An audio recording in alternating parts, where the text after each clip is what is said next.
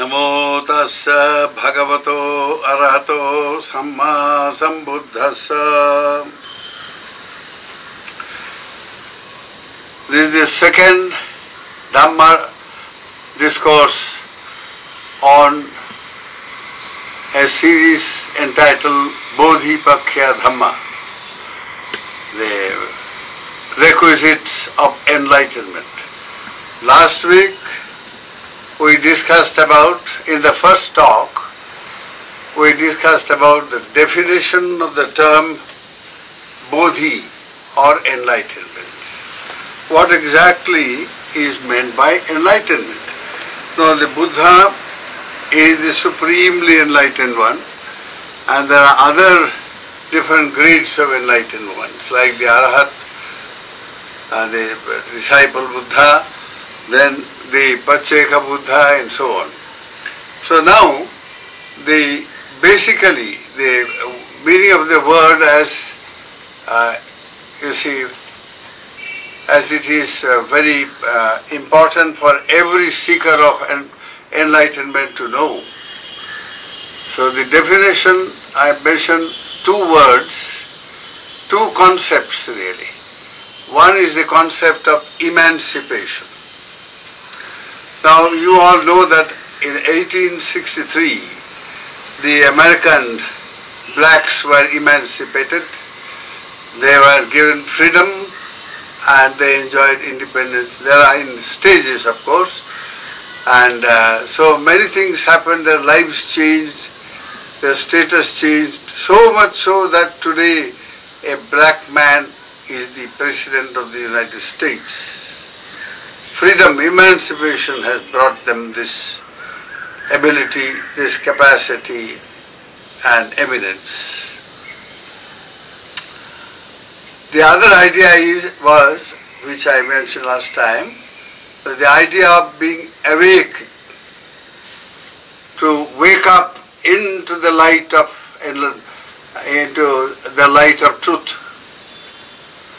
Most people live like a sleeping person, not aware of reality at all, not aware of the meaning of life itself. Why we live, why we are doing something, or we say something, or we think something. Hardly people know about that, hardly they are aware of it. They are just slaves. They are slaves of doing things in a mechanical way. They keep on doing things without knowing why they are doing it, and what are the motivations, and what are the consequences of such actions, and so on. So now, to become awake means to be in the world of reality, so that you are no longer in a state of dependence, where you see, it's like, to be in a prison. A prisoner is in a state of dependence all the time.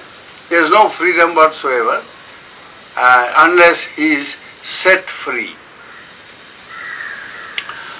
So now these are the two basic concepts, and we will dilate on this on various occasions.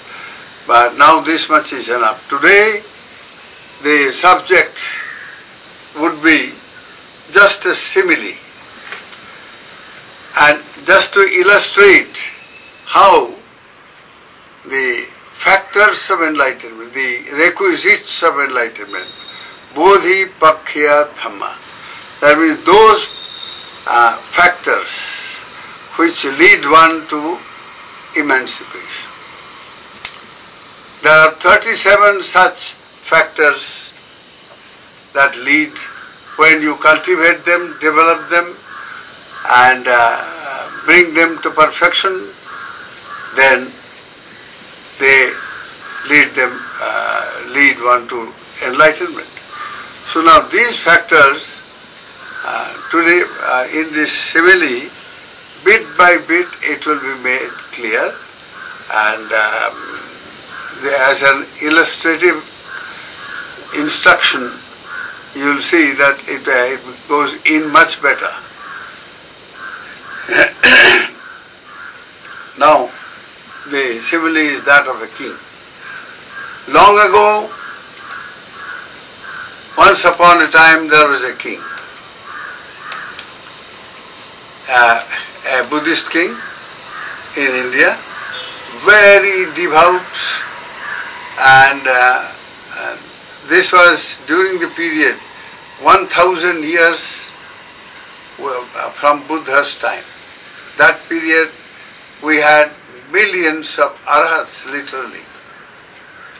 So this king, somewhere in the central part of India, he was the ruler of a kind of a state, and that state was very beautiful.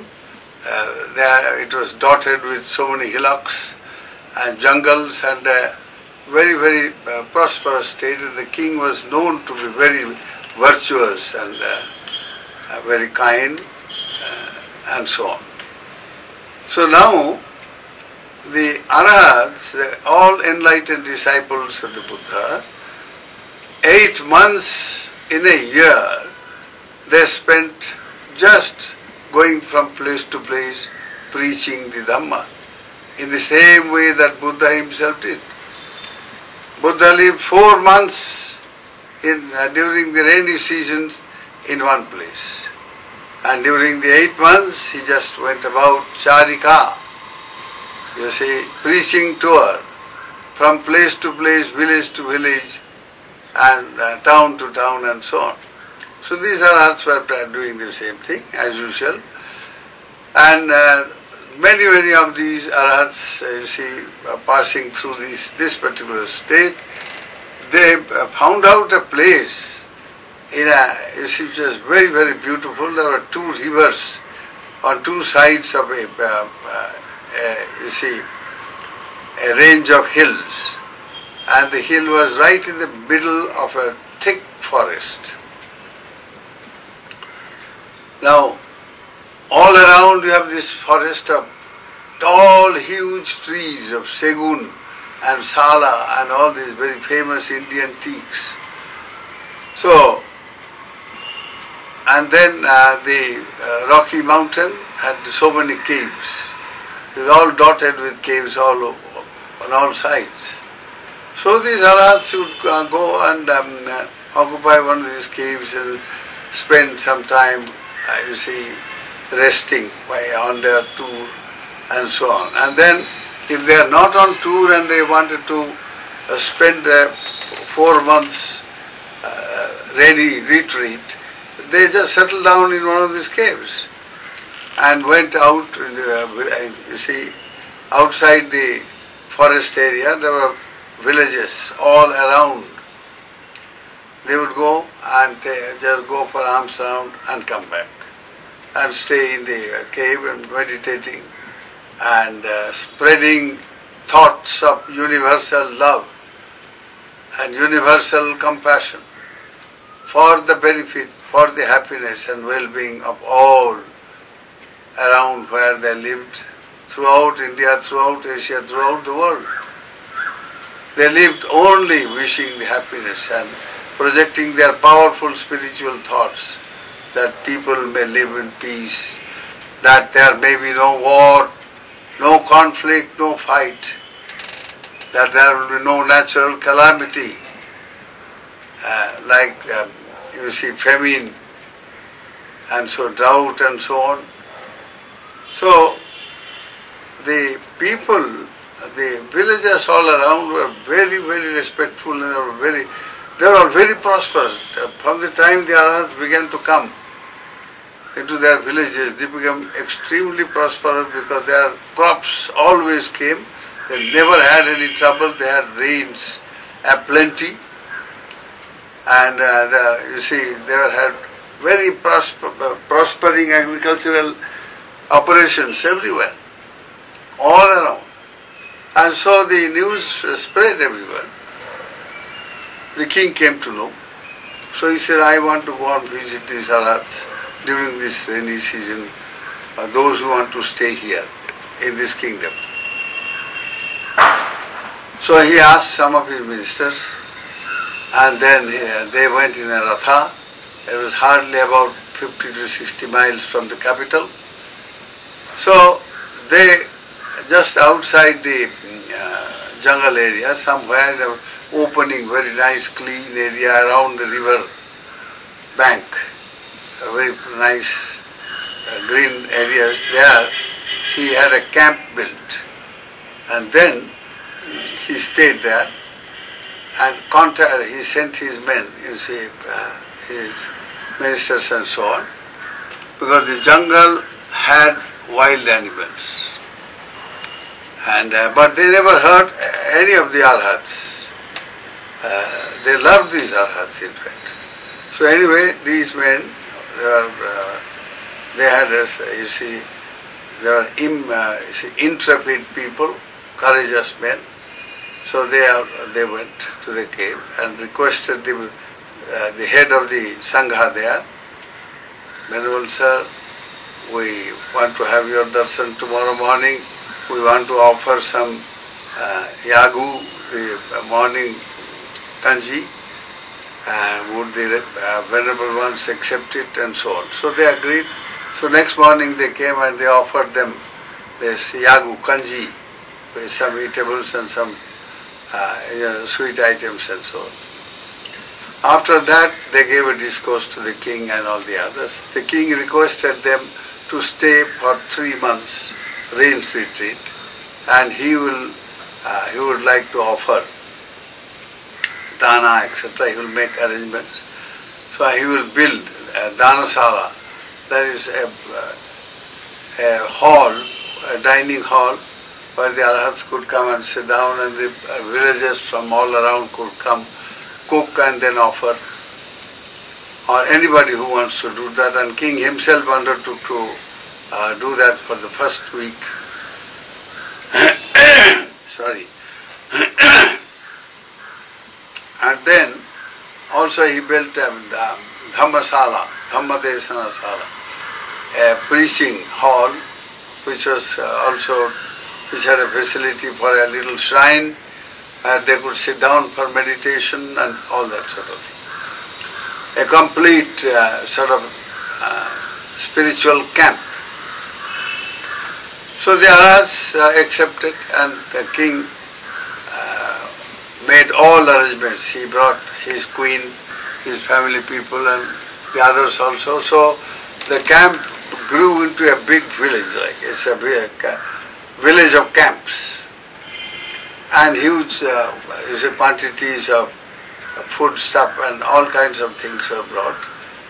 So the first week it was the responsibility of the king to offer dana.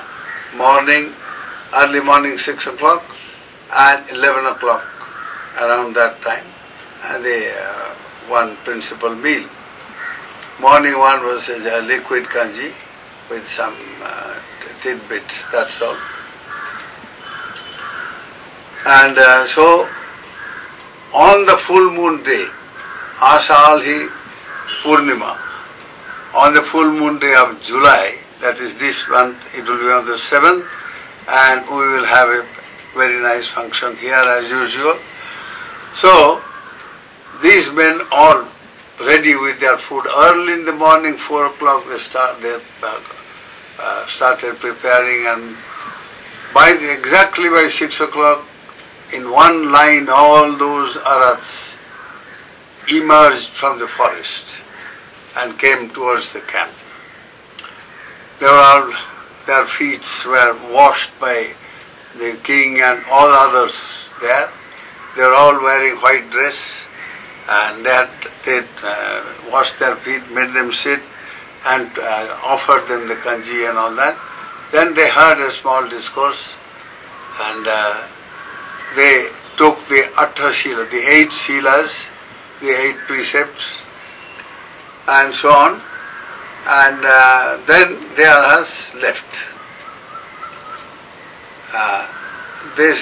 When they got up, to leave, the king requested them to stay on, go to the Dhanasala, the Dhammadesana hall, and he had made every arrangement there. If they had to go out to answer calls of nature, etc., everything was made prepared for them, and there was a shrine, there was a meditation hall and all that. So they went and sat down. Then the king and others also had their breakfast very quickly. And then they went and sat down. So, in between this morning breakfast and the noon meal, the Arhats also agreed to give discourses. So on this first day, they assigned the 4 topics to 4 Arhats, all expert yogis, great meditators, and they, one by one, gave discourses, each one on one aspect of, mindfulness. So on the first, there are 4 foundations of mindfulness, and these 4 Arhats, they dilated on all these 4, the foundations of, that means methods of the cultivating mindfulness. So on the first, the Arhat who dealt the first one, he, in a very simple way, he said, well, devotees, how to convert every action into a spiritual action. That is the subject of this Dhamma talk. Now, be mindful, be attentive and heedful. Do not let your mind go here and there and all that. Keep the mind calm and hear intently. And they did this, everyone. So he dilated on what is called Kayanupassana, contemplation on every bodily action, every bodily activity or function. Now, for instance, breathing is one of the bodily functions. It is involuntary, you can't tell, you say, vipakaja rupa. It's a rupa, you see, bodily aspect of our life, you see, born of our past karmas. So that we are breathing from the time we are born, and we will till we die. We will be breathing till we die. So this happens in a just automatic way. It goes on and on and on, and whether it is day or night and whatever it is, it goes on. So now this very involuntary process on which we hardly have any control, it happens. If you try to forcibly do something on it, then you end up being in a mental hospital, trying to mess up with your breathing process. I myself have seen in this Bangalore mental hospital people in the name of pranayama doing all kinds of artificial way of trying to control the breath and develop some psychic abilities, and they have landed themselves in the mental hospital. And I can tell you very frankly and truthfully, one day I found a doctor in one of the wards. And he was very cheerful man. I say, how have you succeeded in landing here? He says, Swamiji, I was inquisitive and I wanted to, learn how to, some power, he said. I said, the best power is having the ability to be mindful from time to time. No power is greater than that. However, that's a different story. So, these Arhats dealt with this, every aspect of bodily movement, every aspect of bodily function or bodily activity. Not only of the living body, but also of the dead body. When you are dead, how can this dead body also be, a very suitable tool for the cultivation of the mind, development of spiritual potential within ourselves. So, where in great detail and extremely clearly, this great Arhat dilated. He explained everything and made these people do that. He made every one of them practice by every method he taught. Then he said, look here, you are walking all the time. Why not turn that walking itself into a spiritual act? Now you go to the bathroom, you have to go, answer the call of nature. Why not think all kinds of nonsense? Instead of that, turn that action into a spiritual action. Now you are eating. Without eating you can't live. But you are eating in a way that contributes only to defile your mind, because you eat, gobble up with greed and rapacity. Rapacity, you just live to eat. So now that very eating can be converted into a meditative action, and you can benefit immensely indeed because of by doing so. So like that he taught them the method. Today I won't go into the details, I will do that at a later stage of the series. So he dilated on Kayanupasana, the foundation of mindfulness by having control over all actions, by converting every bodily action into a spiritual action, by having control over the actions. Or in this way, develop control over your action, your karma. Then the next Arhat came. It was his time. He took up another theme. This is not the bodily action, but feelings. So he said, look here, from the time we are born till we die, we keep on feeling every second of our existence. Make no mistake about it. Just as there are three basic bodily actions, kayena vacha manasa, bodily activities, action, then speech, verbal action and mental action. Three types of karmas. So there are three types of feelings, Vedana, and we are feeling them all the time. A pleasant feeling and not pleasant feeling or painful feeling, or a neutral feeling, neither pleasant nor non-pleasant. So these feelings are there with everything that we do. When we eat, we feel, and that influences the way we eat. When we talk, we feel, and that influences how we talk. When we read, we feel, and that influences how we react to what we are reading. Or we are just lying down in the bed to go to sleep, and we keep on feeling things. And if the feelings are not under control, not understood, you will end up having very dirty dreams and bad things.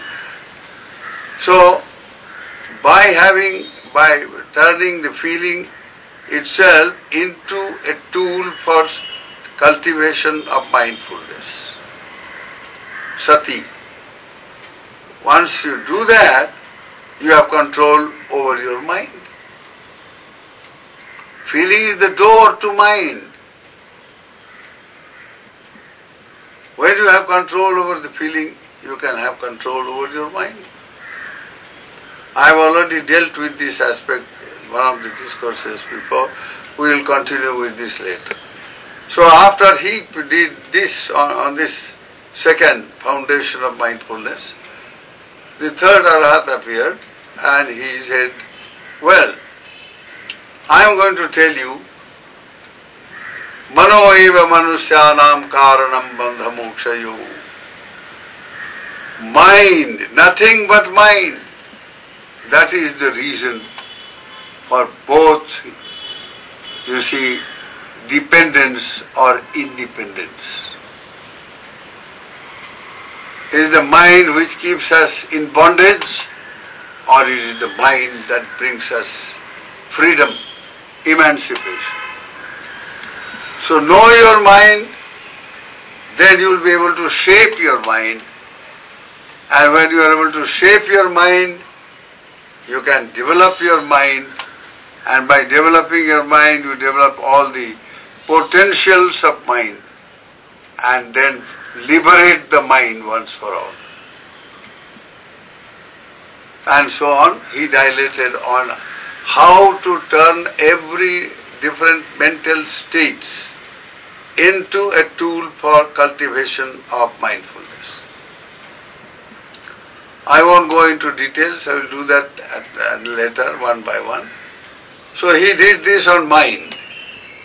How to see the mind as the mental states, as the foundation for cultivation of mindfulness, and therewith calmness, insight into reality, and freedom of mind.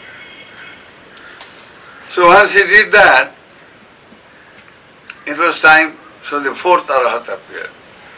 He said, look, what is mind? It's like when you go to the market, you carry a very big bag, and you are a moneyed man, so you purchase all kinds of things. You purchase rice, you purchase dal, you purchase vegetable, you purchase sweets, you purchase all kinds of stuff in that big bag that you or your servant is carrying. 50 different little packages you have purchased, and you are carrying that. Once you go at home, you open them up and use them up. Mind is something like that. Mind is an extremely complex, very, very, very, very complex mechanism. And not only that, unless you have control over the mind, as the Dhammapada says, the mind can make life miserable indeed. So here is the first gatha of the Chitta Vagga in the Dhammapada, which says, Phandanam chapalang chittang durakkang dhunnivarayang ujong karoti bedhavi usukaro pate janang. Just as a fletcher straightens an arrow shaft, even so, the discerning man, the wise man, the mindful man, straightens his mind, which is so fickle, which can be so fickle and indeed so unsteady, which can be so difficult to guard and indeed very, very hard to control. This very complex mind, which is so very difficult to handle and manage, once it is properly understood and its constituents, its contents are understood, and they are turned into tools of mindfulness, then these mental constituents or the mental contents or the components, they can be a great help for cultivation of mindfulness and therewith with spiritual freedom. So all the four arhats in this were dilated on four different foundations of mindfulness. Satipatthana, Chattaro Satipatthana, the four foundations of mindfulness. I would advise every one of you, my dears, you have been listening to me carefully and mindfully, I hope. Keep these four foundations of mindfulness in mind. And if you have a copy of Dhammapada, read what I read. And also a copy of the Sutta, which has been translated and is available there, Satipatthana Sutta, mindfulness, foundations of mindfulness. Go through, and by the time we meet once again next Sunday, you have let your mind be fully informed. And further, if you can recall all that has been said in this Dhamma talk today. Say about half an hour or so, whatever you have heard, if you can recall one by one, believe me, you will be developing your mind in a very, very wonderful way. Try to recall. It may not come out clearly at the first attempt. Keep on doing it several times during the whole week. So next time when we meet, we'll go further, bit by bit, no hurry, but understand, because this is the path to liberation. This is the supreme path to emancipation, Bodhi. And then the Arhats got up, the four Arhats, when they finished, the king and all his men went, bowed down and sadhu, sadhu, sadhu Bhante. They requested the Arhats to come and have their dana. They took them to the dana shala, the hall, the dining hall. They offered them food. They also had cooked four very special type of, four items of food. One made of, let us say, all grains like rice and all that. The other made of, pulses. The other some sweet item. The other all kinds of vegetable, pulse and vegetable put together. What you call the sambar and all that. So four distinct types of food were cooked and offered to them. Four different items, courses of meal in modern terms. Then after that, after the Arhats had taken food, they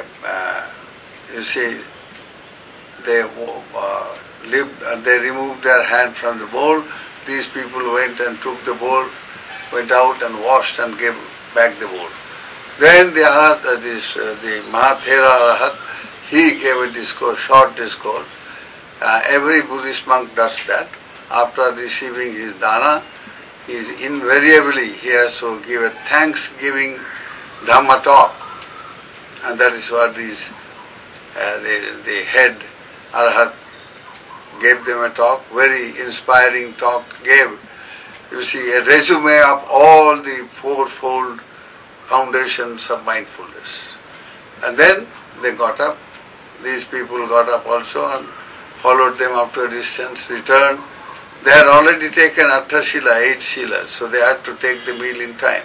So they took the food, then spent the whole day as a retreat day. King downwards to the very humblest of attendants. Everyone, both male and female, that entire camp now became the Satipatthana camp, and they practiced this. Today I will leave it at this. We'll pick up the thread in the next week, and we'll take up bit by bit the other aspects of the discourses on Bodhi Pakkhya Dhamma, the requisites leading to enlightenment, here and now or hereafter. Every follower of the Dhamma, a sincere and earnest follower,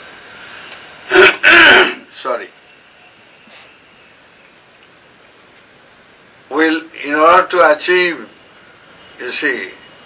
a goal, a spiritual goal, which you can here and now see, which is, visible and verifiable. Every seeker of truth must have a verifiable objective in life. And by the time we have to pass away, which we must achieve something, at least a bit of that goal, which is possible, my dear. Everyone, whether man or woman, lay people or monastic people. Buddha has given us that wonderful, this legacy of Dhamma, and it's up to us to practice. So today, please try to recall And if you can record in your diary, you will benefit from it.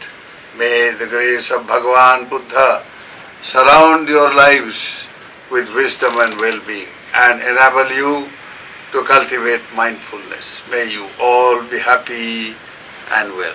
Sukhino bhavantu.